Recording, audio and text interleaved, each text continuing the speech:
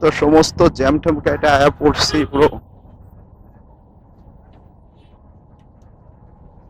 দিল আমারই দিল সিগনাল।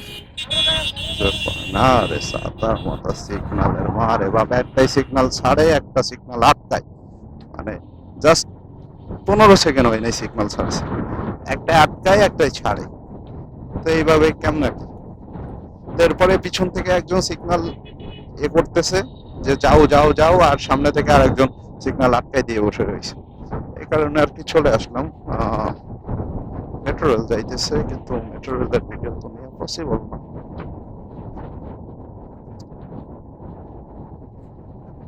দিন দুপুরে বের হইলাম আজকে কত সুন্দর একটা মজা করার জন্য, কিন্তু সেই মজা আর থাকলো না। কারণ অ্যাটলিস্ট মজা নিয়ে ঘুরে বেড়ানোর জন্য সাথে একজন থাকা লাগবে, একা একা মজা হয় না কোনোভাবে সেটা। আপাই যেমনে যায় আবার চোখও মারে।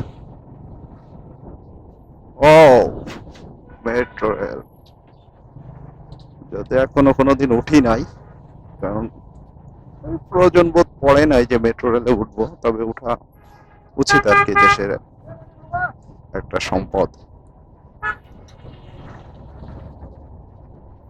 এর ভিতরে গাড়ি চালাইতে ভালোই লাগে, কিন্তু অতিরিক্ত জ্যাম আমার মোটেও পছন্দ হয় না।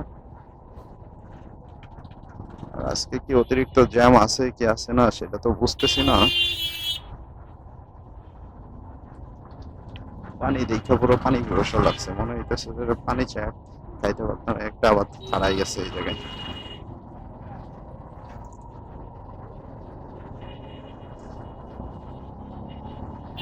যাইবার লইছে আবার এই দি চাপায়, এই যাইতেছে সোজা যাইতে যাইতে আবার দেই চাপায়। কোন দিক দিয়ে যে যাবো এটাই বুঝি না। সামনে আছে আমাদের বড় ভাই টেসলা। টেসলা আছে মানে তোমার তো জ্যাম রাস্তায় পড়বে মা, এমনি ব্রেক করে কেন? এমনিতে আছে ট্রাফিকের ভয়ে কখন আটকাই দেয়। তারপরে যারা বামে যাবে তারাও ডাইন পাশ দিয়ে চলে আসে বামে ঢোকার জন্য, যারা ডাইনে যাবে তো তারা ডাইনেও আসে। মানে এইটুকু কথা এখনো পর্যন্ত কেউ বুঝলো না যে তুমি যদি ডাইনে যেতে চাও তাহলে তোমার ডান সাইড দিয়ে চলাচল করা উচিত, আর তুমি যদি বামে যেতে চাও তাহলে বাম সাইড দিয়ে চলাফেরা করা উচিত। অর্থাৎ এই জিনিসটা যতদিন না মানুষ বুঝবে ততদিন রাস্তাঘাটে একটু সমস্যা দেখা দিবে।